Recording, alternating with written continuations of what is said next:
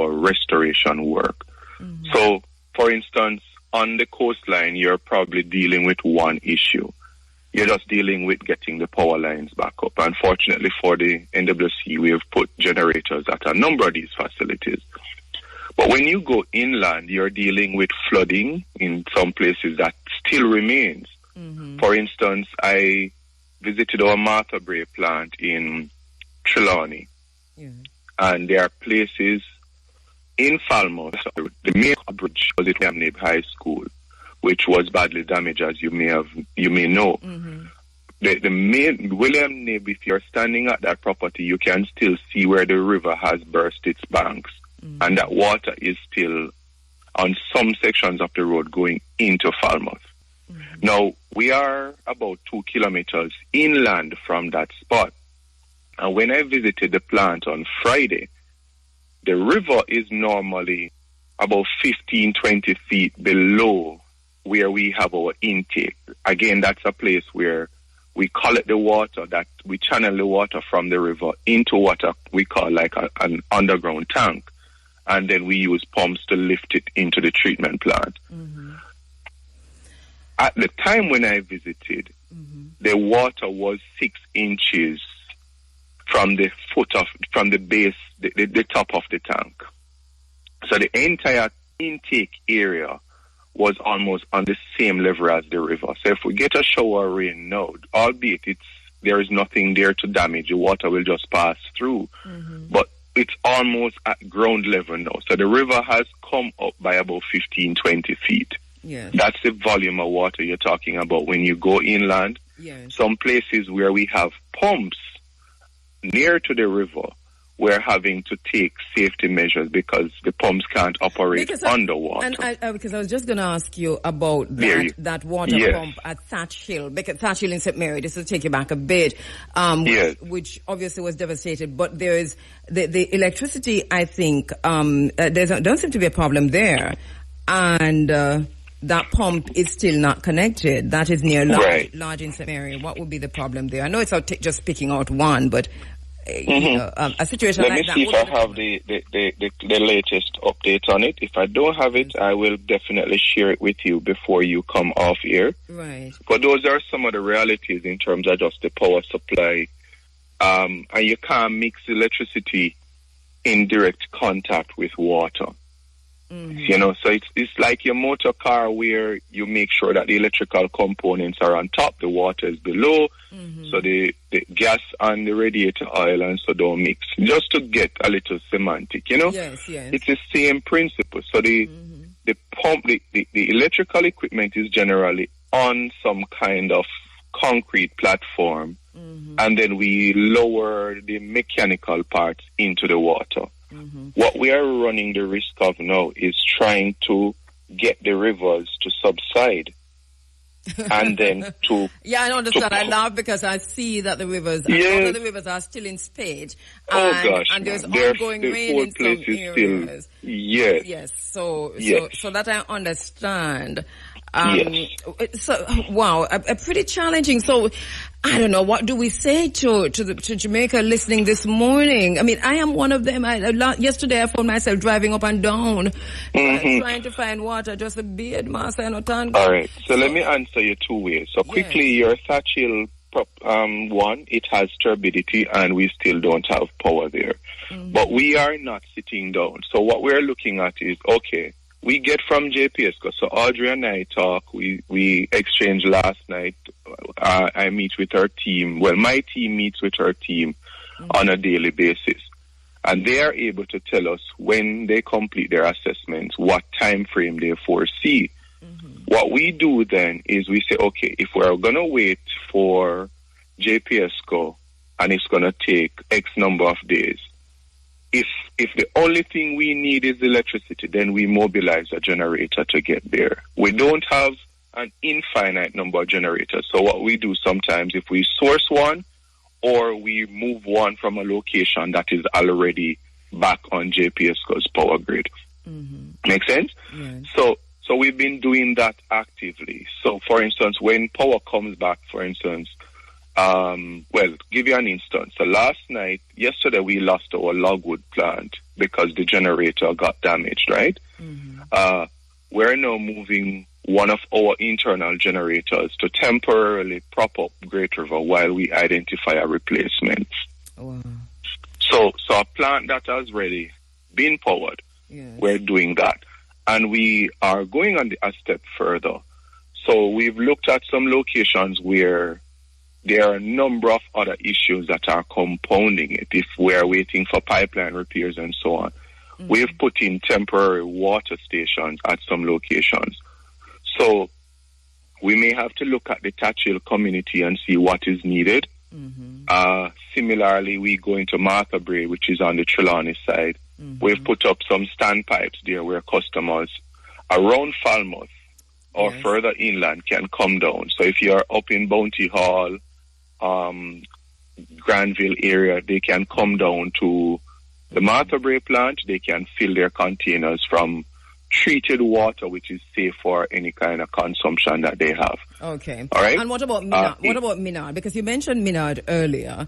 Minard is one we're working to clear the access to get to the plant, and then we'll be putting a generator there because the Brownstone and environs, Egypt, Benin, those places, they rely heavily on the Minard plant in operation. Mm-hmm. So the idea is that we're going to be identifying a suitable size generator while we're waiting for power supply to come back. Urgently. But I wanted to quickly mention Catherine Hall as well. Okay, yes, go ahead. Yes, so Catherine Hall is one of the locations that was badly damaged by the storm. They had a lot of mud and so in their homes, and so they need water desperately, but we do not yet have running water in the area because our Great River pipe was washed away.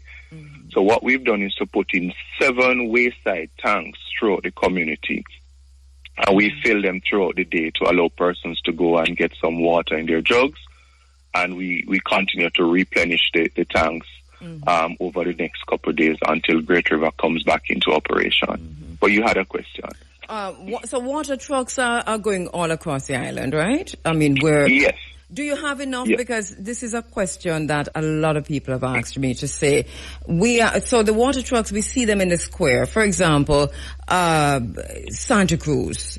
But yes, we don't see them in burnt ground, and we don't see them, in other areas. And it's not just that. I'm just using that as an example. Mm-hmm. That a lot of these trucks go into the urban centers, into the squares, but the people on the outskirts in these little communities, they are being deprived of everything, including water. Right. So some of it is access, some of it is we simply, at a point like this, you're not going to have enough water trucks.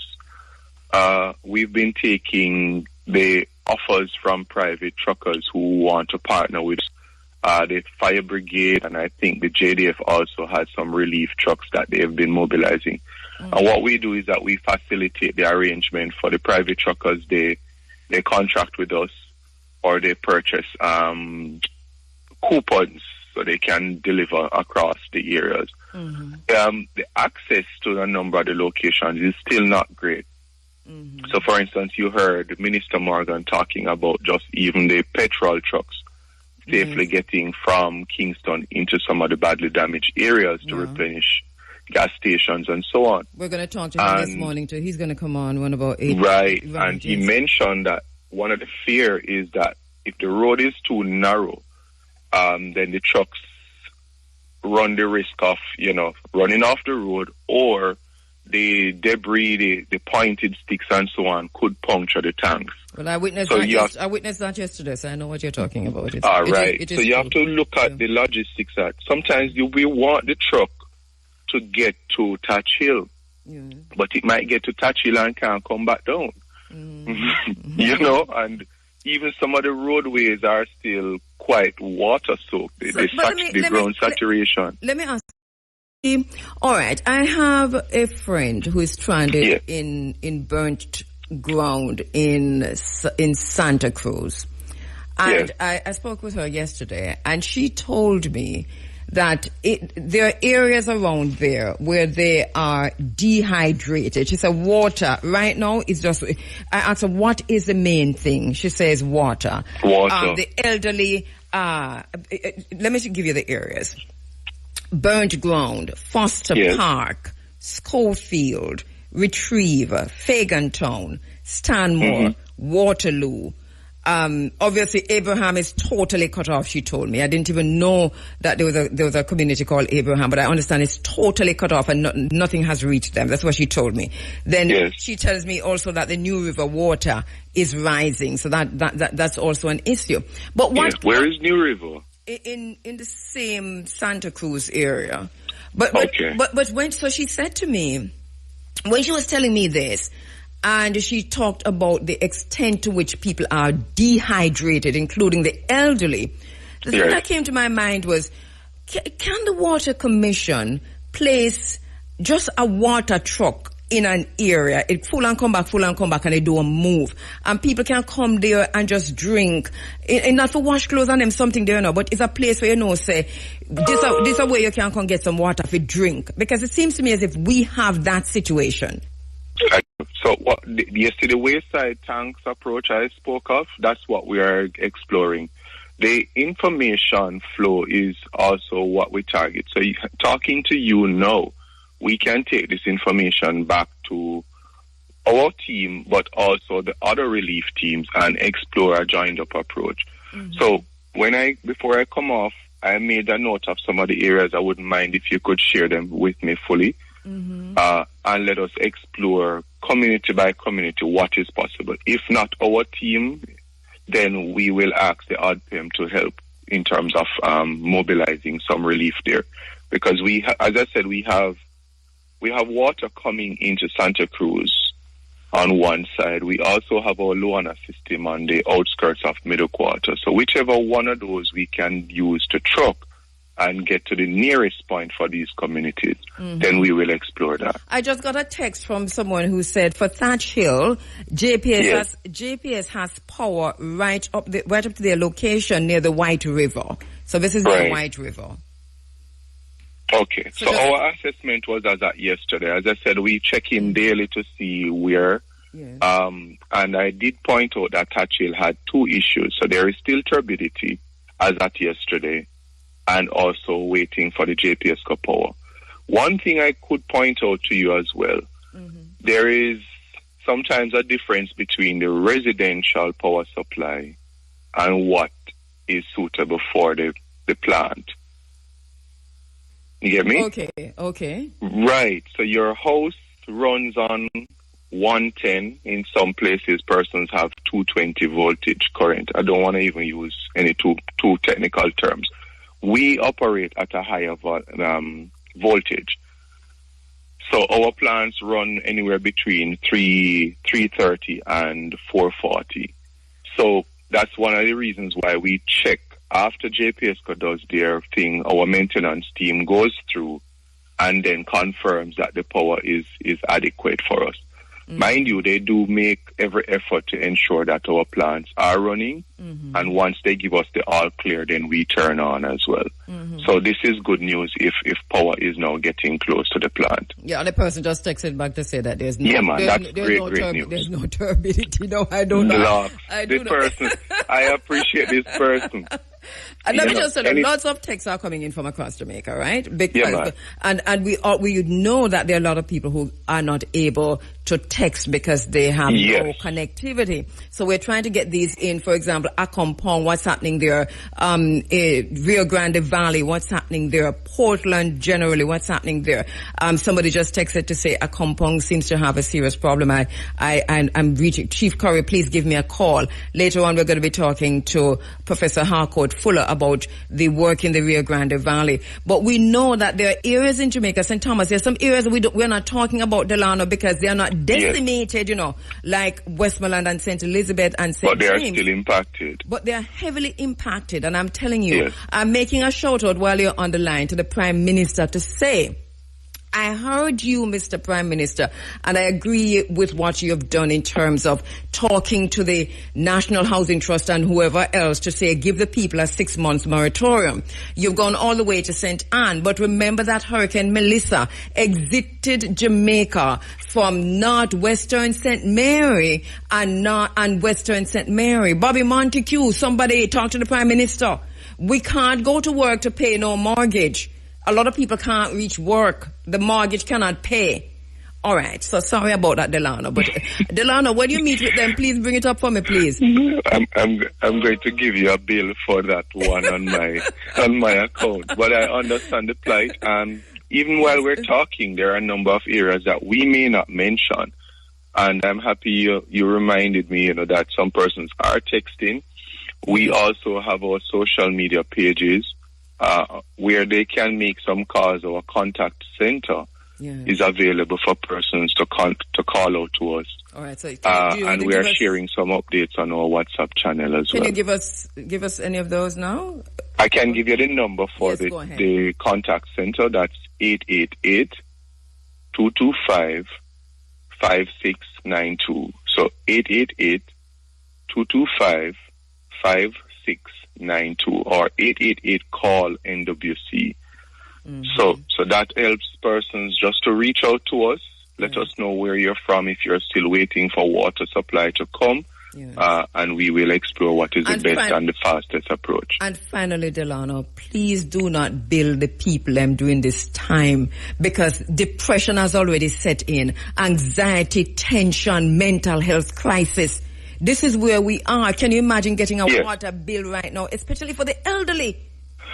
Well, let's put it this way. We have targeted the areas that are most impacted, and we are going to treat with that. We're going to be making an announcement within this week, starting tomorrow, in terms of how we plan to treat with those areas. We've also, literally, there will be no disconnections, as you know. We're encouraging persons who've gotten some water to help us by making some payment where you can. Nobody nobody no, man. Hear what me I say now. Bear with me now. Kingston and St. Andrew, but everybody else, nobody don't have no money. Bear with me. So we're not disconnecting anybody. Right. We're not disconnecting anybody. But the persons who can make a little payment, we will thank you for it, because that helps to keep us operating as well. Okay. So that's the point I wanted to make. But the persons who are more severely impacted, definitely some amount of moratorium or relief. We will announce what that looks like for them. All right.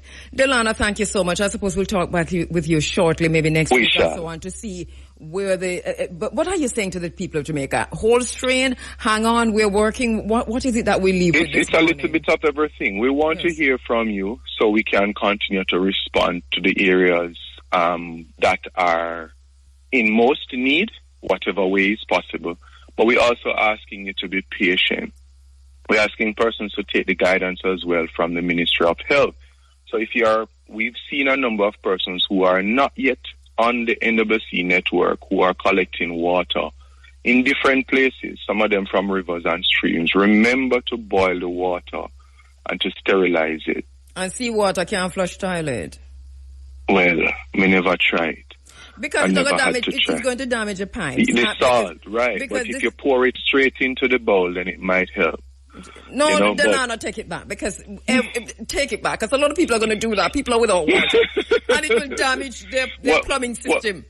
But what we want them to do is, a number of persons I've seen from near Bahia in Runaway Bay, a number of streams are also proving to be quite helpful. Yes. But the persons who must take this water, we're encouraging them to boil it before they consume it. Yes. And if you're... All right? Yeah. Or what about putting bleach and so on? That not working? Yeah, man. There is also some guidance from the Ministry of Health in terms of how many drops of bleach you put, depending on the volume of water. Okay. We want them to look at these sites. The information is also on the NWCE channel, which is National Water Commission Jamaica. We're on WhatsApp. And we're going to be putting it back on our YouTube page for those who can quickly check it. And that will help them just to keep their water safe at this time. So in terms of the priority areas now, how you're doing it? Because I see JP... All right. So we're looking at getting... let me start west. So we're looking at getting our Black River water system back up. Mm-hmm. The one at a place called Dalintoba. In Lucy, our Logwood system, we expect to put a generator on site today in St. James, our Great River pipeline was washed away. We're going to be getting that back online later today into tomorrow, so pumping can resume. Then we move inland. So a number of the areas, including where we serve the hospital, we're going to be targeting those. Matabre system is running partially on generator. We are hoping to get that. Well, if we continue water, we'll still get to locations, but just on a regulated basis. And moving towards St. Anne, St. Mary, a number of the systems that are turbid, we will be clearing them. So once the river is clear enough, meaning clearing them of the dirt and the trash and so on, and then we sterilize. So once the river is clear enough, then we can resume. Similarly for Portland. And then on the southern side, a number of systems between Clarendon, St. Catherine. St. Catherine is substantially good, barring some inland systems that are still turbid and waiting for power. And similarly for St. Thomas, a few are still outstanding. So that's our overall approach. Southern Trelawney, turbid. Southern St. James, similarly, both electricity and turbidity. And some sections of Hanover. So those we are trying to target as we have access and power to move. Okay, and what time frame are you looking at? It's going to vary depending on the level of damage that is there and how quickly we can get water back safely. So we know the pipes are also out. We're looking at next year. No, not so much for that. And if we do see something going to take us several months, then we'll explore what alternatives are possible. All right. So things should be back and up and running for Christmas. It's going to be weeks for some, and we'll keep you posted. All right. Yes. Thank you so much. Man. Thank you so much, Delano. And we'll talk to you. Hopefully we'll talk to you next week. Delano Williams, Acting Corporate Public Relations Manager of the National Water Commission. Thanks, Delano. All right. Thanks for having me. All right. This is an ongoing situation. I can tell you how challenging it is. I am going through this. We're speaking from our own experience, and we're identifying with the rest of Jamaica. Those who weren't so badly hit, but were hit hard enough that you have leaking where you never know, so you have leaks. Some of your roof gone. Some people in these areas have lost all their roofs. Some people have massive leakings, their destruction in the home, destruction in the farm, unable to go to work, unable to hustle, and without electricity. So teachers are involved in this. Students are part of this. So there's a whole swathe of Jamaica, not St. Elizabeth or Westmoreland, or St. James, that's reeling also from the hurricane and are now frustrated just as anyone else. We have to talk about this. We have to be very nuanced, very balanced. Some of us have some serious guilt because we know that we're not decimated. We're not devastated. And so we don't want to talk about the rest of us. But remember, the rest of us, there are many who are having problems with hydration. They have no water, no access to food, and no access, generally speaking. So this thing has to be triaged. It has to be triaged, and it has to be properly triaged. And I know one person who's been doing that in a serious way is the Mayor of St. Anne's Bay, Michael Belnavis, who now joins me on the telephone lines. Mayor Belnavis, good morning. I know you yourself are going through some of this that we're talking about, so you can identify with what we're talking about here. Oh, well, I live in the parish and in particular Ochirea, so I'm living it right now. But you know, Tabu, good morning. I to you and your listeners. I just received an email from a villa owner who said that we need to speak out and let individuals know that Ochirea is ready, because he's getting cancellations from the narrative and the videos that's coming in from St. Elizabeth and the other devastated areas. So people are in the diaspora and people who are abroad are getting the impression that the entire Jamaica looks like that, which is not necessarily the truth. I mean, we're going through mosquitoes and the like. So it's Ochirea is ready with? Well, he's saying that Water is not that badly affected. Right, in terms of, and he's what you said, what owner? Infrastructurally. I mean, we have issues in it because the fact that we don't have any light, that in itself is a debilitating thing on the economy, the businesses, people's homes. People, you can't do any business, and to sleep at night is a disaster. Mosquitoes and. Yeah, but the cost associated. Okay, I get the point you're making. Yeah. Well, so what are the? I know when we spoke, you were out handing out, ensuring that people were getting care packages and so on. Talk to us about the areas of St. Anne that are most impacted. It's really up in the hills of St. Anne, the Cave Valley area, the Gibraltar area, those areas up in the hills where agriculture is devastated and people have lost their roof. On the coast, you have individuals that have been have lost their roof, but it's sporadic. So we've assisted with tarpaulins, and this week we're looking to assist with some building materials like spring seats and so on.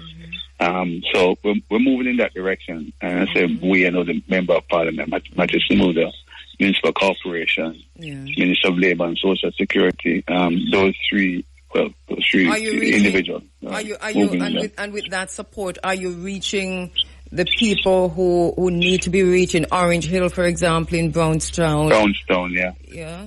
Absolutely, because the councillors have been out there.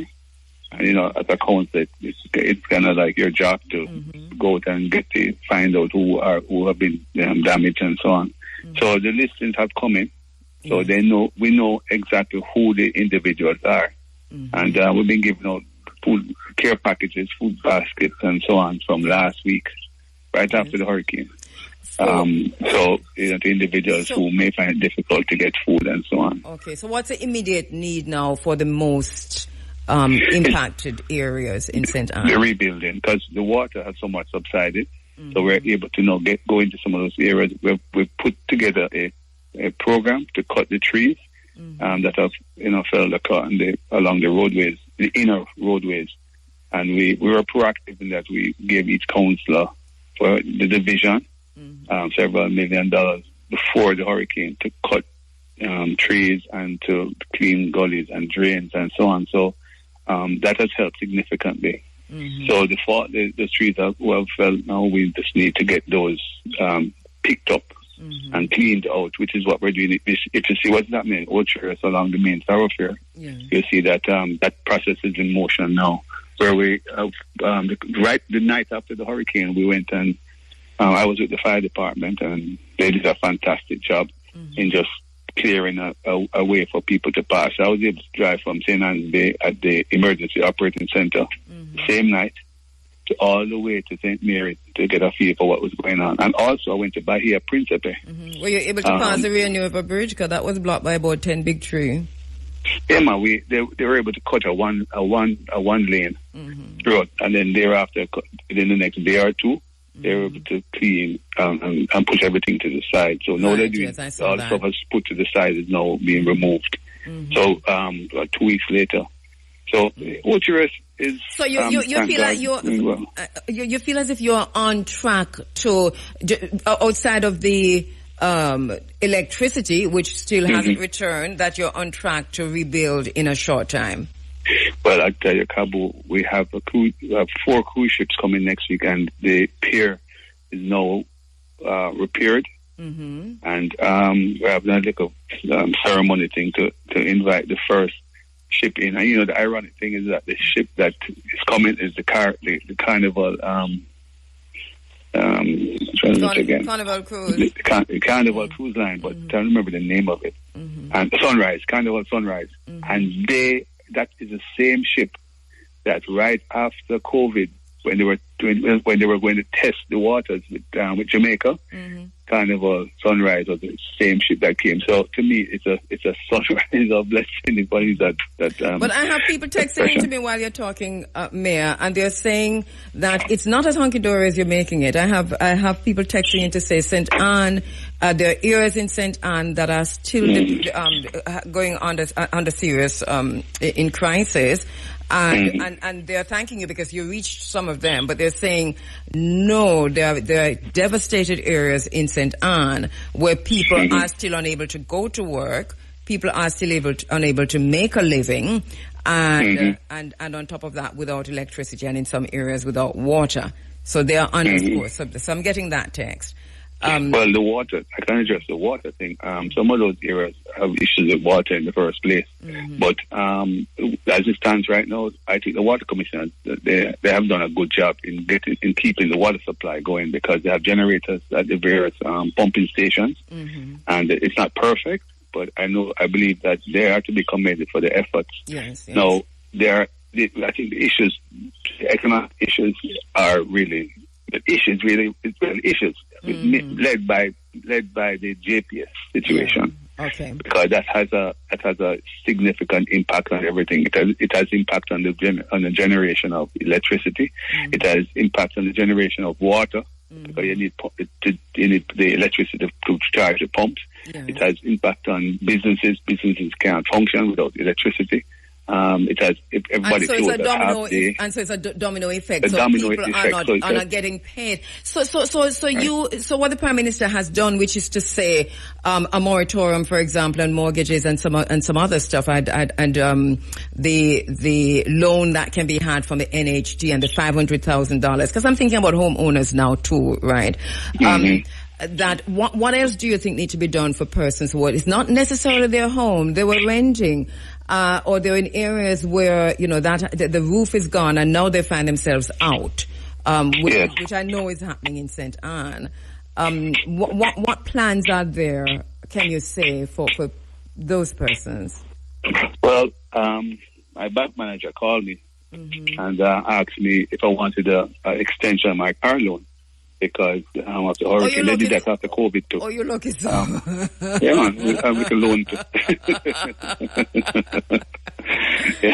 So your bank manager called you because you're the mayor. We not get no call like that. You don't get a call like that? No, sir. Call him and say they want a little extra time. But I didn't bother with it because, time, look more, they want interest. Yes. But the fact is that they called. I know that NHT will give you a little extension on your payment right now. So just go into your NHT office and cry. Because in crying, everybody's listening right now. I'm gonna read a text to you, right? Mayor, you know how Mayor you're good, right? But I'm gonna read a text to you. So this text coming in from a listener says, is tourist area. Him don't want people to think it's still bad. Don't let him downplay it. This is what the text say. Yeah, all right. So, what areas are coming from? St. Anne. Yeah, but which part? St. Anne's Bay? Yes, outside of St. Anne's Bay, one of those areas. Okay. Yeah. I'm not quite sure where the person just said St. Anne's Bay, so I'm not sure. Okay. I don't know who the person is. I know, but I can respond to St. Anne's Bay. Yeah. I was there during the hurricane. St. Anne's Bay, on the coast, it was probably the worst affected area. I saw the roof coming off, and the municipal corporation, the windows are blown in, and the CEO's office, we lost part of the roof, we lost the infirmary roof. The hospital, entire ward roof went, plus the dietary. So all the government offices there had issues. And it's really have issues because some of them are not even repaired as yet, tarpaulins, but people are still functioning in water booths and so on in the dietary because the food has to be prepared for the guests. People being in the infirmary and the hospital itself. So we're functioning. There are a lot of roofs that went in St. Anne's Bay.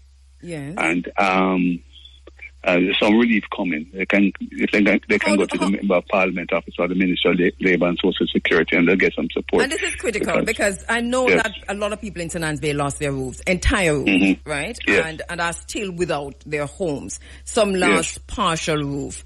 You know, and this is between northwestern St. Mary, western St. Mary, all the way back to St. Anne's Bay. The way this hurricane worked, I don't think Oterias itself, the town of Oterias, it somehow seemed like it going on one kind of horseshoe situation where it mashed up northwestern St. Mary and western St. Mary, and then into St. Anne's Bay.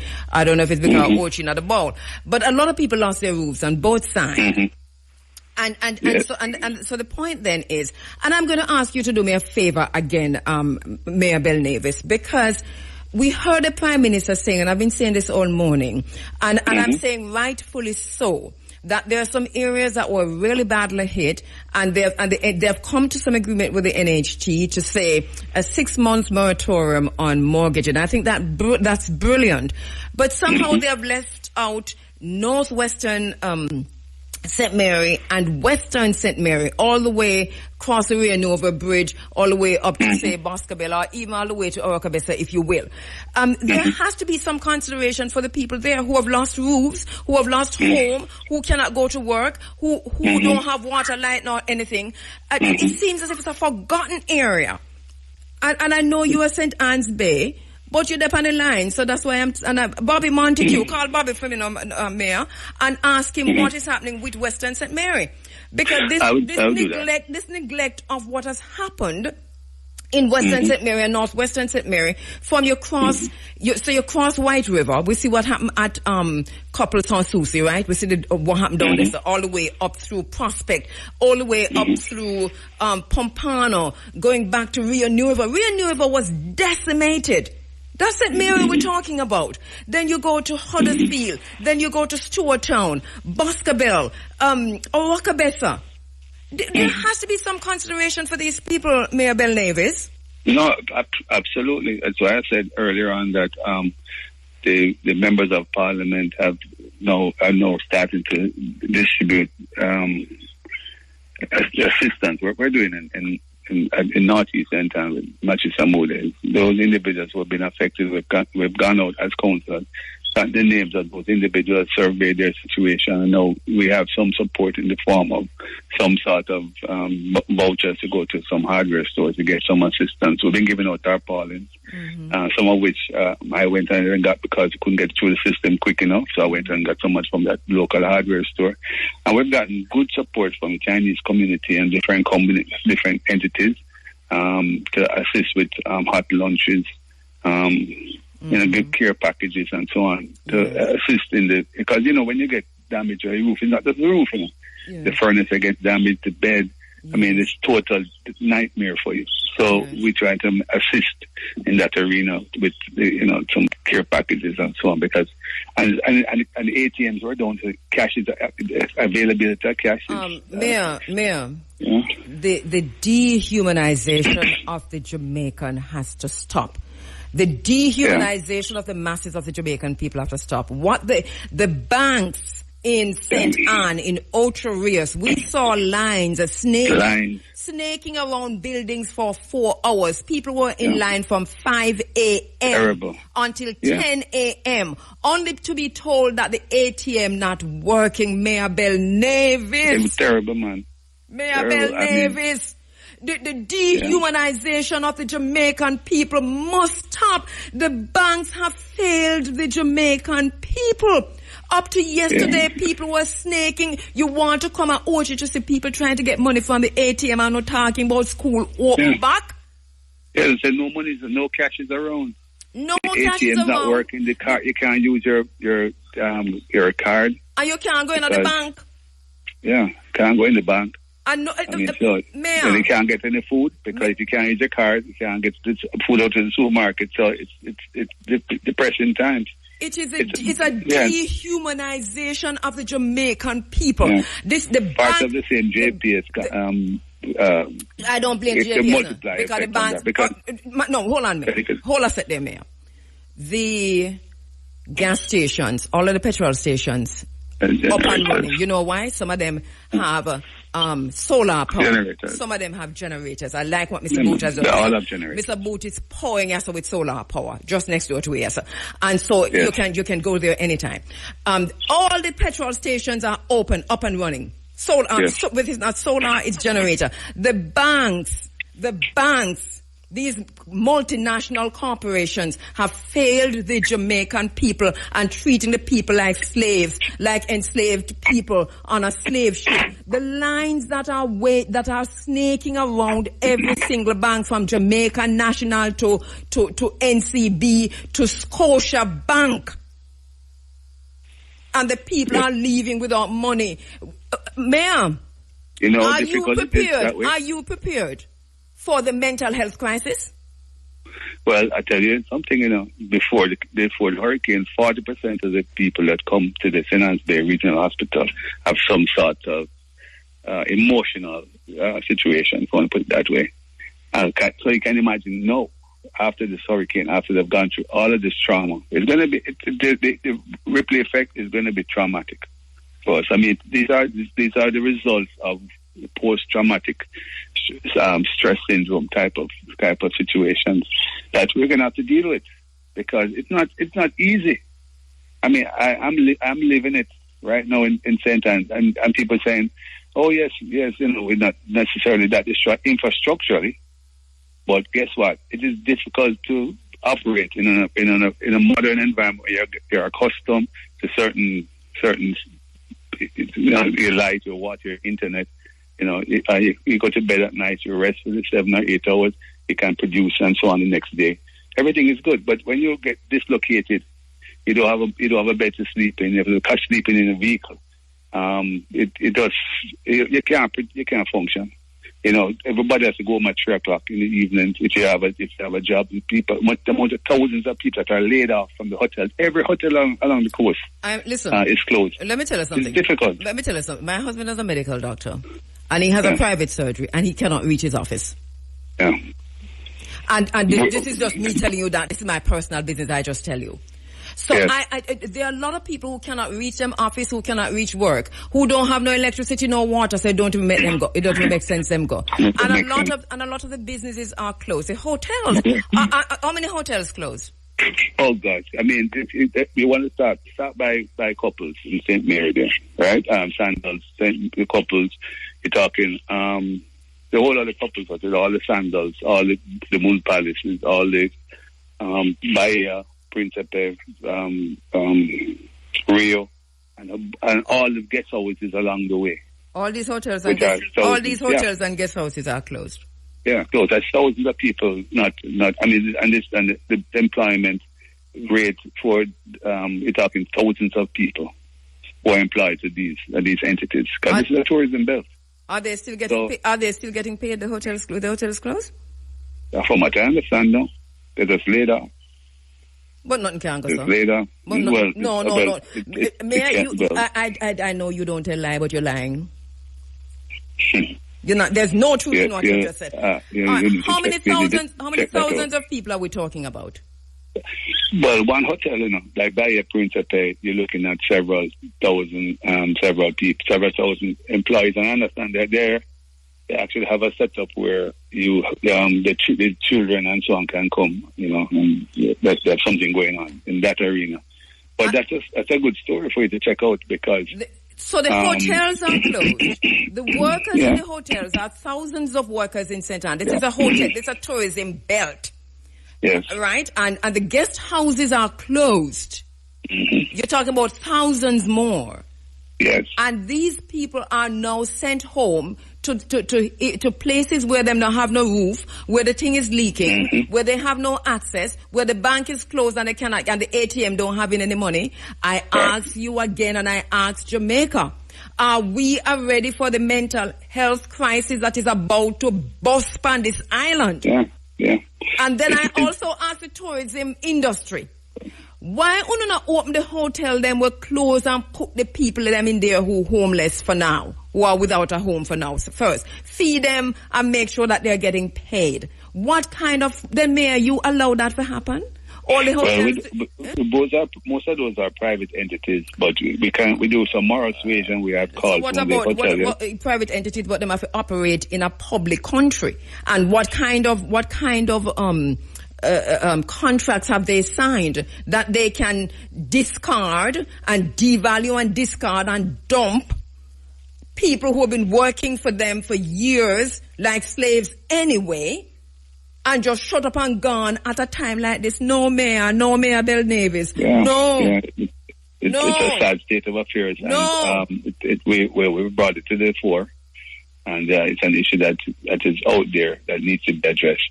I know some, most guest houses, the people come and go whenever there's a guest. So if there's no guest, then there's no coming. So let's stay home. So there's definitely no pay. We're talking guest houses is one thing. Yes, okay, fine. But they're also wealthy. But you have multinational corporations. Yes, you have. Where are the unions? Where is the National Workers Union? These people are not unionized because they're on contracts. You see, right. There is a scam that is going on this island where you're putting people on contract workers. So you can dash them, yes, and dash them. Just to make a tell them something. You see all these workers that lay off and cannot send them to school.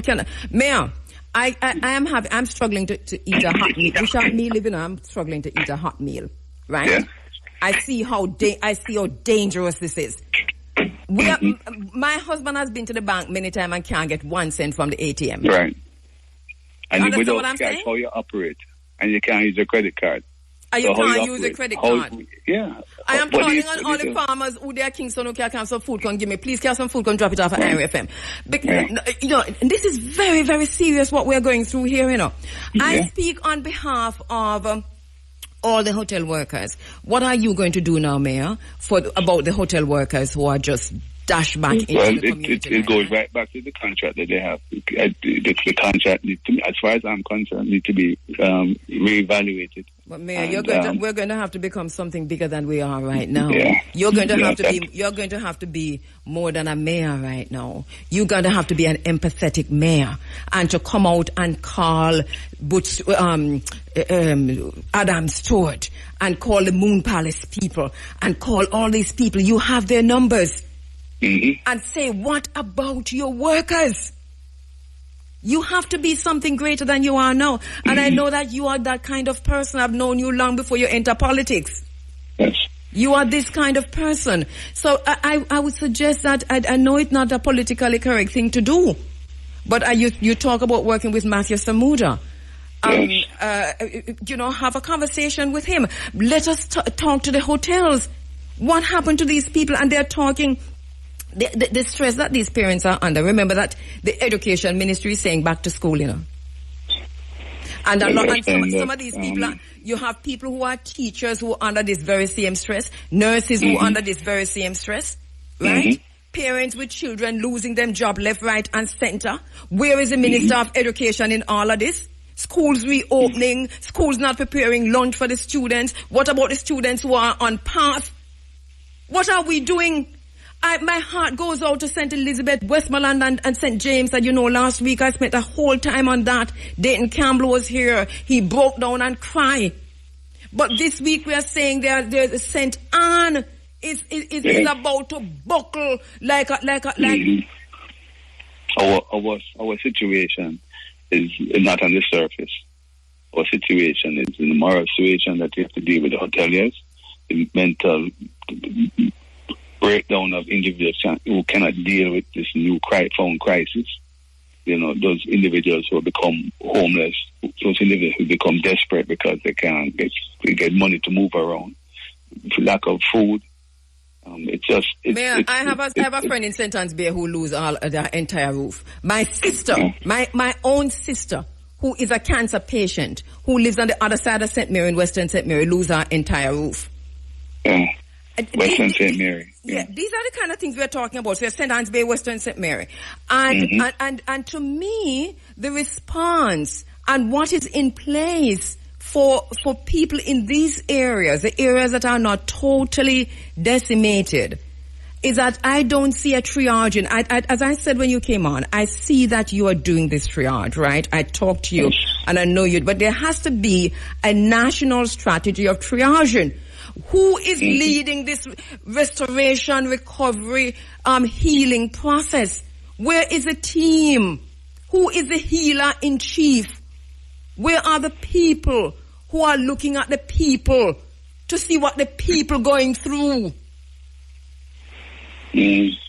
No, those are fundamental questions, Cabo. And I know that certainly from the municipal corporation perspective, we've been doing a lot of that. I've been able to just make an effort to get food supplies. The business community have to step up to the plate. We've been handing out food baskets. Yes. We're getting materials out there now. Those individuals, they have to step up to the plate, as you've rightly said, and just deal with some situations with the hotels and so we can get some moral situations there so they understand. But I tell you, some of the hotels are opening up this week. They're saying they're opening this weekend. But, the fallout on this now, Cabo, is that even though the hotels are opening, they've had so much cancellations that these are multinational corporations. No, I'm not from that perspective. Let me just finish. No, let me finish. But disaster mitigation is written into their very business policy. Mm-hmm. These are multinational corporations. This kind of disaster written into them business policy. They must do better than this.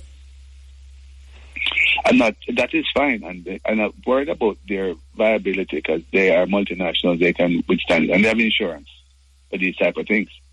But what I'm saying is that the dislocation of workers, that's the point I'm moving towards. Dislocation. Okay. Work. Okay, I see. I didn't let you finish. Right. So you're saying that they're opening, but where are the workers? Right. So they're going to come in with 10% workers because they don't have that amount of guests and so on. So there's a big dislocation for the workers, even though the hotels are opening, because they're not going to take back everybody. So people are going to be out there for months without some job. I have a friend who called me last week, say, good, last night, say, good, brother walking up and down in the street at Ochi. Yeah. You understand me? Yeah. Walking up and down in a Ochi need rehabilitation right now. Do you understand?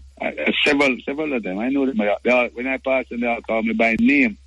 But these are not mad people. No, these are people who are traumatized. So fortunately, we have the drop-in center that's been functioning right through the hurricane, right there in Bucksfield, where they can come and get 3 meals, 2 change of clothes, a shower. Okay, great. Some mental therapy. Yes. Religious therapy.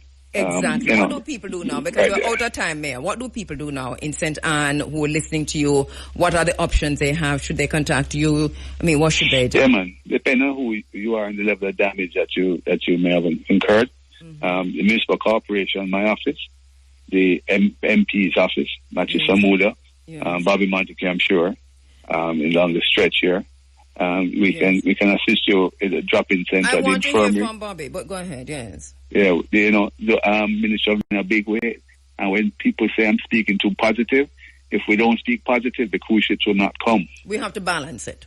So we have to balance it. So there's a tightrope that we walk, but I can't say things are good when it's not good. I can't say things are bad when I have to emphasize. There has to be a balance. So it has to be a balance. And let me know when you have spoken to the hotels, and we'll have a conversation again on that. Yes, that is going to be critical because you're talking thousands of people right there. Yes.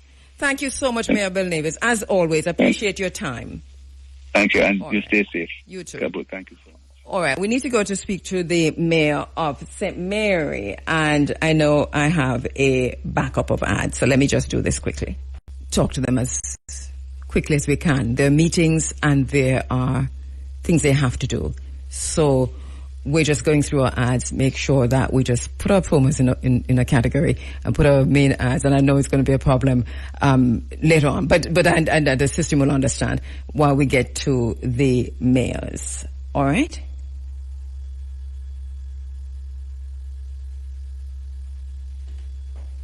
But I'm not quite sure what's happening because I'm playing and I'm not hearing anything. And I got all red and everything. All right, 7 minutes after 8 o'clock, and I am playing the ads, but I'm not getting them. All right, let me go to the phone lines and speak with our very next special guest, Mayor Fitzroy Wilson, Mayor of Port Maria.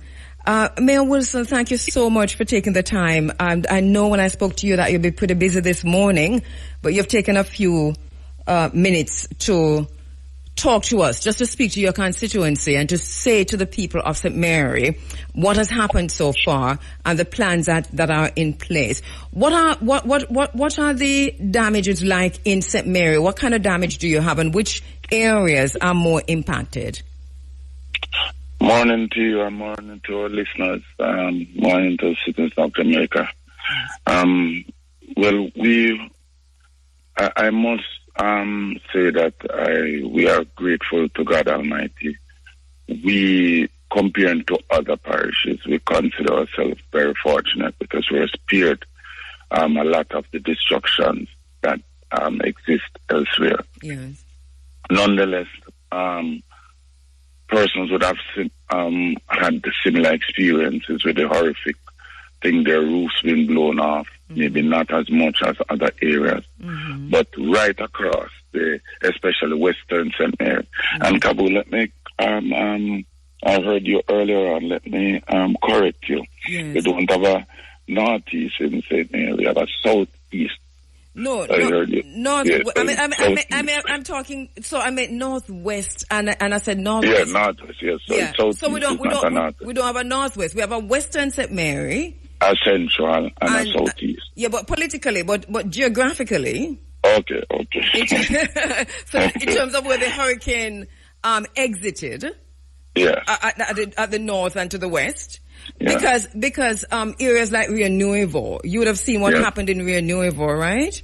Yeah, man, I live in that geographical area, so I can tell you firsthand. Then it was frightening because I've never seen this level of destruction of trees and everything since in any time that I've seen any hurricanes or depressions come to the island. That's true.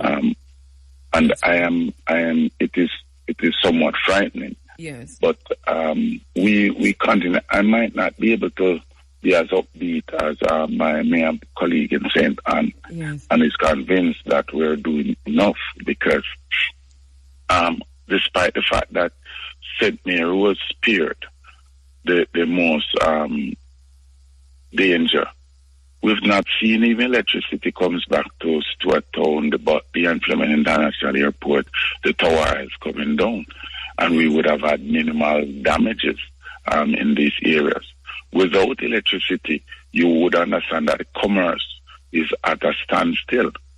And without electricity, our Airbnbs that generate most of our U.S.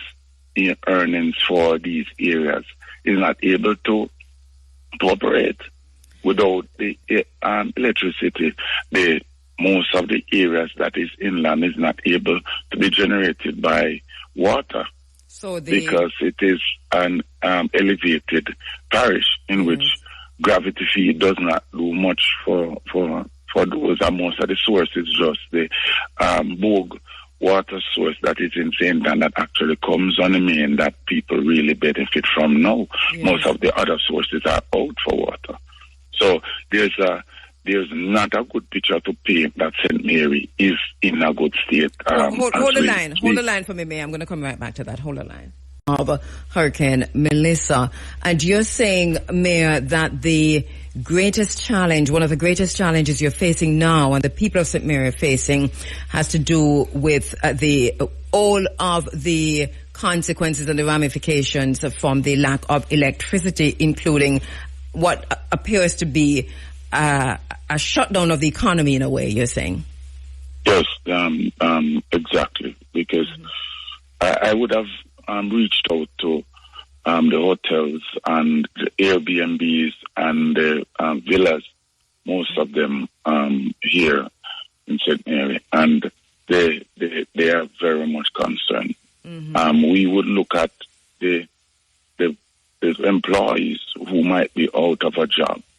For example, I would have spoken to the Golden Eye. Golden Eye is one of our beacon of properties in St. Mary and in Jamaica. Yes. It's one of our premier resorts where maybe the rich and famous comes. Yes. The only damage I got reported that occurred on that property would have been trees that was broken down. Mm-hmm. And if you went back to Golden Eye, maybe 3 days after the hurricane, mm-hmm. you might see where the branches cut from, but you wouldn't see any debris on the ground or anything like that. So St. Mary is kind of open for business. So what is struggling is that the cancellation has been so harsh for the Morgans. We have a number of players. Mayor, we're not hearing you so well. I'm not quite sure if you've moved, and I know the connection is very poor because we also have a Digicel problem and a flow problem. Connectivity is almost nil in St. Mary. Yes, yes. I sit one place and I still, because I moved to I might not be able to hear me. And we were hearing you very well before, but now it's all scrambled. You're not hearing me now? Give me a minute.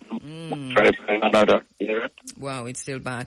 I wonder if we allow Mayor to hang up and we dial him right back. If we'll get let me hear you now, Mayor. How are you now? Are you hearing me now? Yeah, I'm hearing you a little bit better. Let's try. Let's continue. Let's see what happens. So you're saying St. Mary is ready, and could be up and running for business, but the utilities are the main problem. So you're talking about water and electricity. Yes, we're talking about water and electricity. Mm-hmm. It is. Are you hearing me much better now? Much better, yes. All right. It is something that will affect even our farmers.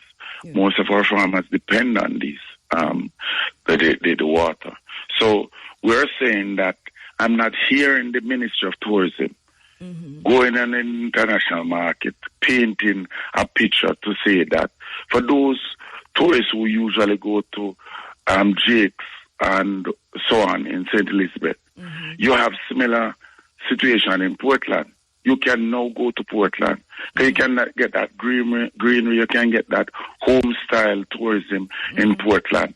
Switch it up and not just send some grim pictures to get aid from abroad. And you also have you have similar similar hotels and guest houses and small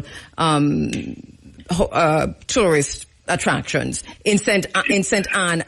Mary. So you're talking about Portland and St. Mary. So it's interesting. So we would not have to be settling with all those because I don't think the message is going to the international market to say that the Airbnbs are still operational. The greater emphasis placed on restoring electricity in these areas where there's no major damages. And so that even if one section of the island is down for a while, the other section of the island should be there to be able to drive the economy so that the fallout is not that great. We are not seeing that emphasis being placed on St. Mary. The JHTA has St. Mary as a part of their Ocho chapter. They don't spend any money in Ocho. The tourism product does not come across the bridge in Ocho, in White River. But yet we are a part of it, and it spans all the way to Port Maria. We don't see anything for St. Mary. The Antrim International Airport is marketed as Ocho. Most of the resorts here is more marketed as Ocho. So when on the national market you hear that Ocho is damaged, then you think that the entire stretch of tourism and product is also damaged because you don't have a St. Mary product on the market for tourism. And that is where we go wrong. All right, and that is tourism, and that obviously will feed back into the economy. In terms of the people, somebody like myself, who we're talking about Western St. Mary, and we'll say Northwestern again in terms of the geography when we're talking about crossing the bridge at Rio Nuevo and going all the way up. So that there are many people in that area, and I talked about my sister a while ago. I mean, she's lost her roof. She's out of that house. She and her family, and she has cancer. I mean, she's ill. And you have, I mean, I have leak in my house. I'm going to have to tear up the whole of my upstairs and take up all of the floorboarding or else die from something that is, leaking under there. And so we have these issues. My husband can't reach to work. I am talking on behalf of most of the people who are living in those areas. But even then, we are not seen as having any issue. We don't necessarily work where we live. We work out of town. The area that you're saying have the issue is the area where we work in, and we cannot reach it. So even that, we have no access to money because the banks are closed and the ATMs are out of money and the lines are snaking for miles and miles and miles around from 5 o'clock in the morning till 12 o'clock only for you, so you don't have no access to no money. This is the dystopian situation that we're living in.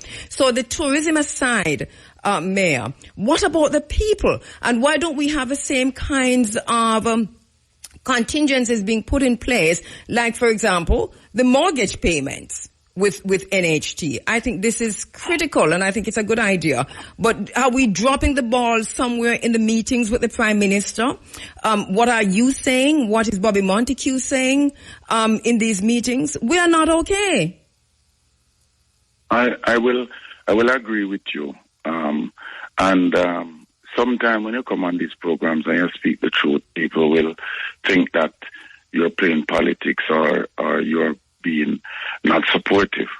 But I for one, I don't know how to have blood under my tongue and spit white. I don't know if that is possible.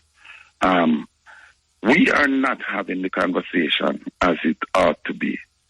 I, as a mayor that ran on the PNP ticket and here, I don't have the same seat at the table. I don't think I have the same seat at the table as maybe Mayor Bell Nevis does with the communication. Really? For example, since we've had this hurricane, we've not had a sit-down or a meeting with the Minister of Local Government to hear our concerns in St. Mary and to see whatever. I've not heard of one allocation that has been made to St. Mary to aid with the assistance of the person, other than out a meeting with the Prime Minister and the leader of the opposition, where $250,000 was earmarked to help with care packages. How much person $250,000 can per division that can assist? We are grateful for those because it will help you to go out and maybe get the most needy person for one day, and it will serve them for a day or two. I am not for one who fish for nobody. I will tell you that I will want to be able to help you to fish for yourself. Christmas is coming up. We should be able to go out there and give people 150 chicken and some feeding and say, start back life. We should be able to go out there and these are the things that I'm going on. I have not had that opportunity to speak with even my Minister of Local Government to see as councillors meet with my minister and say this is the way forward. We would, our earnings, own source earnings in the municipal corporation would have been maybe zero now. You wouldn't have persons putting in plans and keeping parties without electricity, without anything. Most of our own source revenues are down to nothing. We're saying that the economy of St. Mary needs to have that conversation. The banks, I'm one of those persons who would have always been championing. We see in Port Mara only the National Commercial Bank that you can go in and actually do banking. Now we hear that Scotia is coming up back. How can you go into a rural area and start about cashless banking when some of the persons doing the internet to access internet banking? I am saying that this is the wrong way to go. When we would have moved most of our commerce from our capital in Port Mara, we don't have a Jamaica JPS office that you can go to complain. We have to go all the way to St. Anne's Bay. So we're saying that over the years these things have been done. I know as a new mayor come with championing for these things, and the powers that be. Parliament is the issues. And if Parliament hold these investors and these people accountable, the mayor can't do much more. I don't know which mayor have that authority that can do all these things that when they go into Parliament, they pass these laws and give them these permission to do all these things. The only thing we can do is try to motivate our people on the ground to not support these people or rise up against them, which when you do that, they're going to say that you are counterproductive. Well, and thing, but I strongly believe that for people I hear you say that you have had no meeting since the passage of the hurricane with the Minister of Local Government. All right. So up to this point, no meeting. Is this a moment now for you to request this meeting? Yes, and we would have been asking, and I'm hoping that it is the communication tools that would have prevented. So I'm hoping that because of the telephone and the internet issue, that is why we haven't heard anything. This is also another problem, a big problem. The connectivity. Come tomorrow morning when I go in and we meet with the CEO. Mm-hmm. We would have sat with the municipal corporation, the administrative arm.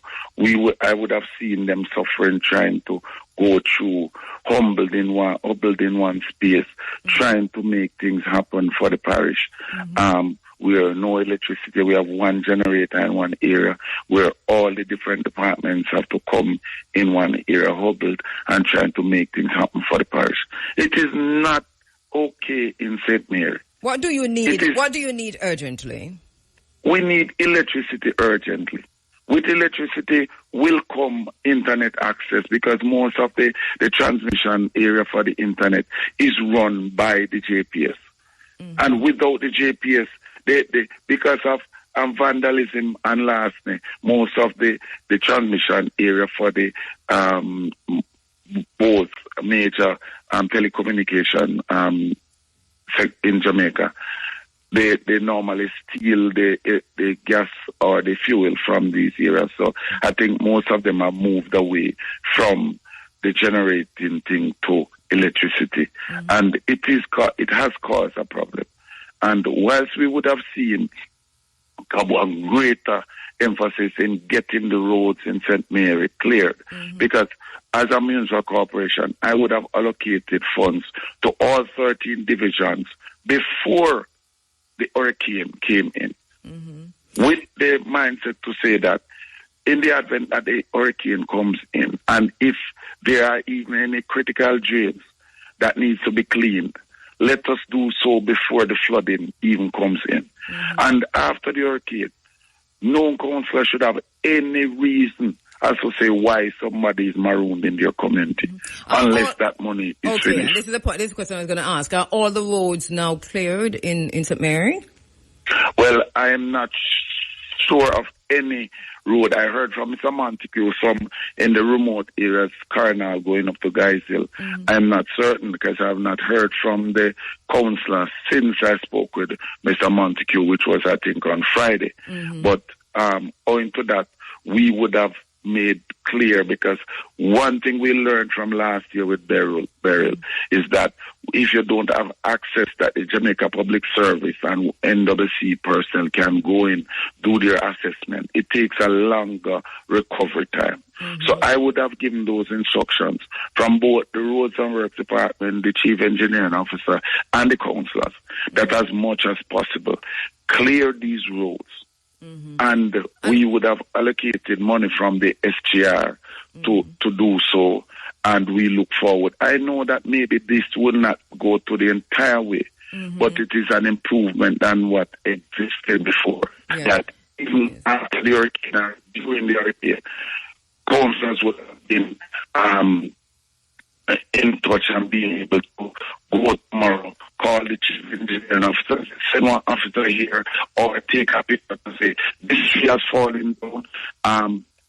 It will take someone to pay. You could get permission, better have funds within that was allocated to your account at the cooking. So we would have moved and done about that. And for the entire years now, I've seen vast improvement. I've seen big traffic going through. So it is an improvement for all you. So I think this. All right. Okay, so we'll talk to you again, hopefully by next week, to see where things are. I do concur with you that electricity is a main issue right now, because so many other things are connected to whether or not there's electricity. But also the question of, so St. Mary is an alternative to Treasure Beach. Portland is an alternative to Treasure Beach. So while you have those areas down, then send the people to these areas. Portland, St. Mary, but of course you're going to need water and you're going to need electricity. Mayor, in the meantime, let us identify the people who really need help, and let us have a look again at the people in the Rear Huddersfield, Three Hills, up in off the main, the people in Ocean Ridge, the people in Stewarttown, in Galena. I noticed that Galena was not hard hit, but there are some areas where the hurricane exited the island, where they were literally in the wind, in the razor sharp edge of the wind, and people have lost their homes in that.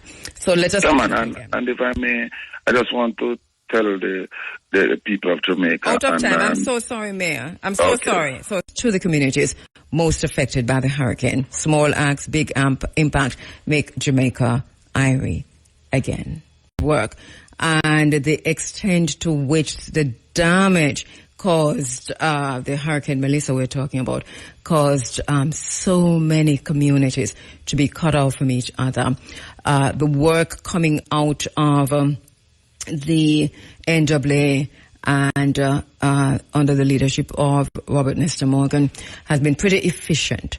We're going to be having a talk with him in this segment of the program. As you heard, most people who came online this morning talked about the connectivity both ways. One, the ability to get to communities, and secondly, telephone connectivity.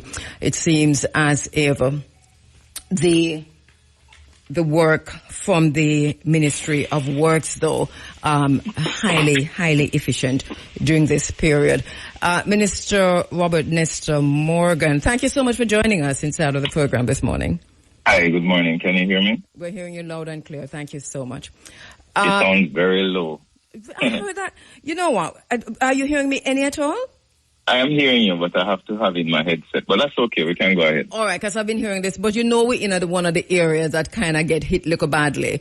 And yes, even though there's not a lot of talk about it, we are reeling still from Melissa. But I was just saying, Robert, that your ministry, we have seen a high level of efficiency coming out of the Ministry of Works during this entire period. And everyone has said that without contradiction. So let me commend you on that, first of all. Thank you very much. Thanks to the team and all the volunteers and all the contractors, because the ministry is nobody without the people who do the work. Mm-hmm.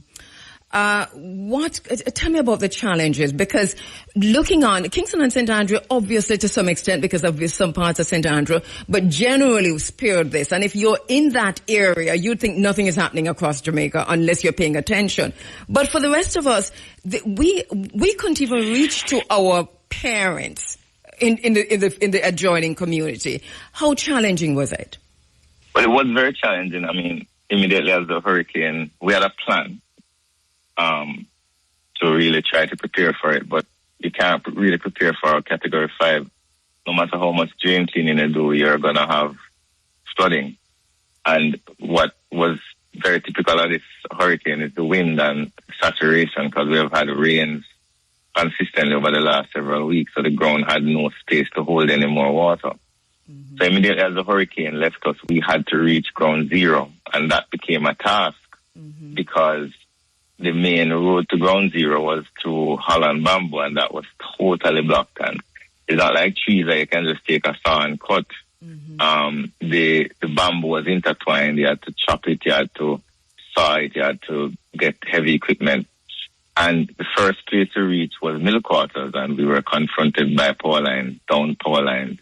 We moved some of those, and then we reached Black River, and that is where we really saw the damage. The issue we faced was creating single lane for emergency services to get in.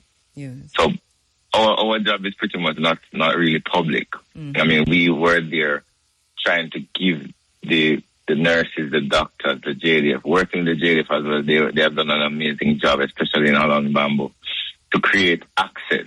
So the access you're getting now with people running through to Westmoreland and Sava and other places and Trelawney is the access that the JDF, the NAA, citizens, private contractors have created, and we've tried our very best. We're now at 95% access. But we still have a few maroon communities that have particular issues that are very difficult to solve. Tell me about these communities. So we have about 60, and let me bring it up, about 61 the last time I checked, communities that are hard to reach.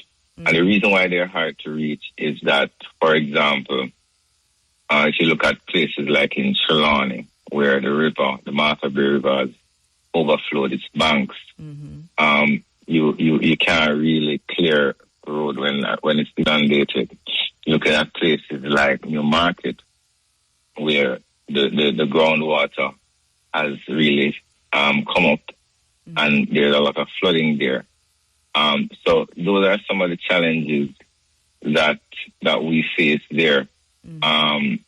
And I'm just trying to bring. And while you're doing that, I got a call from a friend of mine who is literally in the heart of things in Santa Cruz, and she says there's a community, Abraham, that is still completely cut off. Do you know about this?